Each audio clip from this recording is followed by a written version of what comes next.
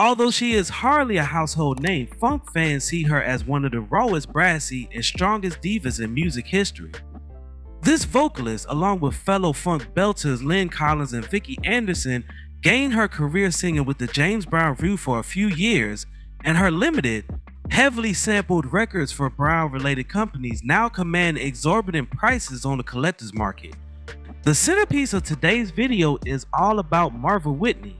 Before we start, let's be sure to leave a like on the video, subscribe to the channel, and push the notification bell to be sure you won't miss on any more uploads.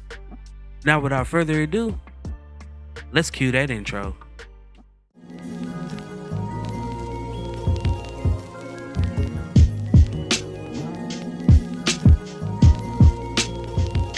Born Marva Ann Manning on May 1st, 1944 in Kansas City, Kansas. Her performance career began at the age of 3 when she toured with her family's gospel group, the Manning Gospel Singers. She joined the Marva Whitney Singers at the age of 16 and 2 years later married Harry Olander Whitney, with whom she had a daughter named Sherry Whitney. She started performing R&B music in 1963 at a Kansas City club and then studied music in college. While working at a garment factory, she continued to sing in bars and at local talent shows. She studied music in college and became the main singer for the R&B group Tommy Gasson and the Derbies. The group opened for a number of well-known performers who were touring through Kansas City. She quit the group in 1967 and turned down opportunities to tour with Bobby Bland and Little Richard before becoming a featured vocalist in the James Brown Revue. Her marriage to Harry Olander Whitney ended in divorce in 1965. She then married Phil Wardell, a disc jockey, but only briefly. Her debut solo song, Your Love Was Good to Me, was recorded for Ken Records in mid-1967, but was not successful, nor were two subsequent singles.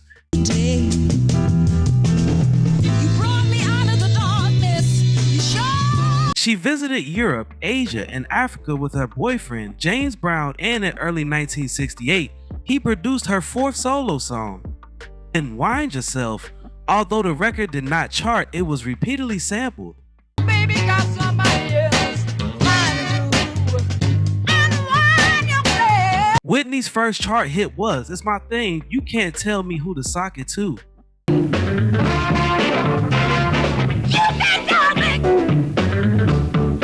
Her record peaked at number 19 on the Billboard R&B chart and 82 on the Billboard Hot 100 in 1969. She followed up with two smaller hits, Things Got to Get Better, Get Together, which peaked number 22 on the Billboard R&B charts.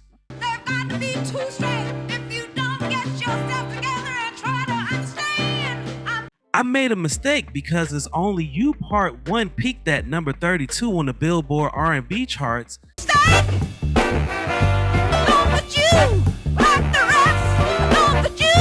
And also recorded songs like I'm Tired, Things Better Change Before It's Too Late. I may not get another chance. I'm tired, I'm so tired, I'm so tired. And If You Don't Work, You Can't Eat. You got to have a job, put my feet on the table. After recording 3 albums, Unwind Yourself was released in 1968. Live and Lowdown at the Apollo released in 1969. And It's My Thing released in 1969 and about 13 singles with James Brown as producer and writer or co-writer. An exhausted Whitney left the Brown stable between 1969 and 1970 and returned to Kansas City. A trip to Chicago in 1970 and a meeting with producer Floyd Smith culminated in a deal for the Isley Brothers T-Neck label. After divorcing Phil Wardell, she married 4T Records' Ellis Taylor, with whom she had a son and recorded additional singles for the label, including Daddy Don't Know About Sugar Bear, her most successful post-Brown single. Change his family plans, said Daddy's little girl got herself a man, which was picked up for national distribution by Nashville's Excello Records. She took several years off from recording, making primarily local performances in Kansas City until returning to the studio in 1977 for a fourth single with her brother.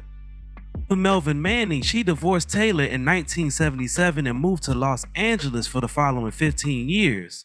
In the early 1980s, she temporarily joined the group Coffee, Cream and Sugar, which was created by vocalists Alfred Pico Payne and Mary Lou Flesh.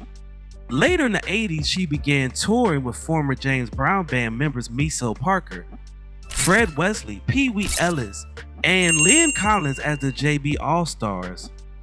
She returned to Kansas City when it became clear that funk music was largely outmoded and chances were limited. She became a mentor to her son, Ella C. Taylor Jr., who went on to record for the Men in Black soundtrack and various jazz, rap, and R&B albums. She eventually married a preacher for the fourth time, returning to her gospel origins. Whitney worked on the new track I Am What I Am in 2006.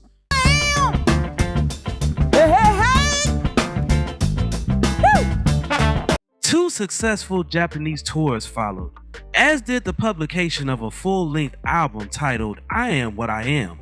In 2007, 2008, and 2009, the tour was extended to Europe, where she retained a cult following.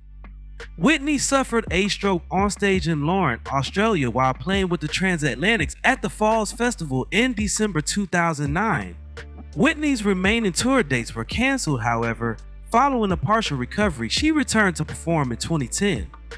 On December 22, 2012, Whitney passed from complications of pneumonia at her home at the age of 68. Now, before we go, I have a question for you all. What is your favorite song from Marva Whitney?